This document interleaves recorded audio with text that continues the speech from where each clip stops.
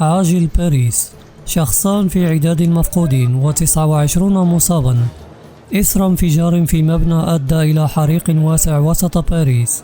تواصل فرق الإطفاء مساعيها لاحتواء حريق كبير في مبنى انهار جزء منه بالدائرة الخامسة وسط العاصمة الفرنسية باريس، ويرجح أن يكون مصدر الحريق انفجار للغاز. وحسب محافظة شرطة باريس فقد اعتبر شخصان في عداد المفقودين، فيما أصيب 29 شخصا على الأقل، من بينهم 7 في حالة خطيرة. في نهاية فترة ما بعد الظهر سمع دوي انفجار كبير في شارع سان جاك في الدائرة الخامسة بباريس، على بعد بضعة شوارع من حدائق لوكسمبورغ. وقال وزير الداخلية الفرنسي جيرالد دارمانان في تغريدة: هناك حريق في شارع سان جاك في الدائرة الخامسة بباريس، عناصر إطفاء باريس يتدخلون، رجاء لا تعرقلوا تدخلهم وتجنبوا المنطقة. صرع أكثر من 230 من عناصر الإطفاء يرافقهم طواقم طبية إلى عين المكان. بينما تحدثت محافظة شرطة باريس عن مفقودين وما لا يقل عن 29 شخصا أصيبوا، من بينهم 7 في حالة حرجة.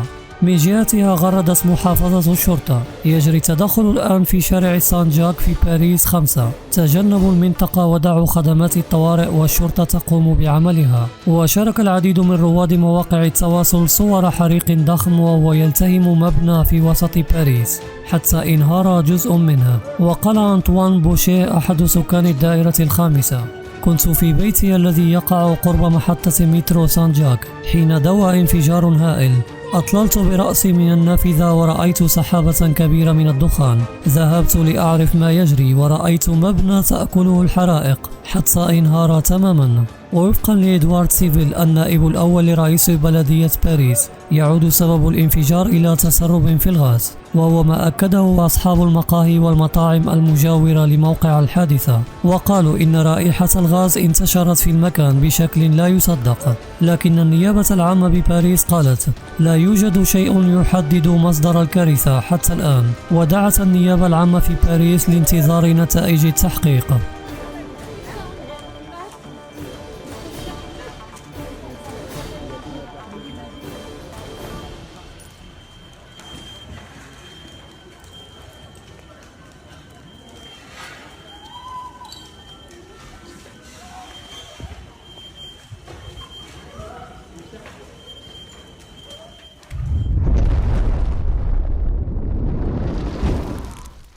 الخبراء اليابانيين باتخاذ الإجراءات التالية: سبسكرايب، لايك، كومنت، فيفرت،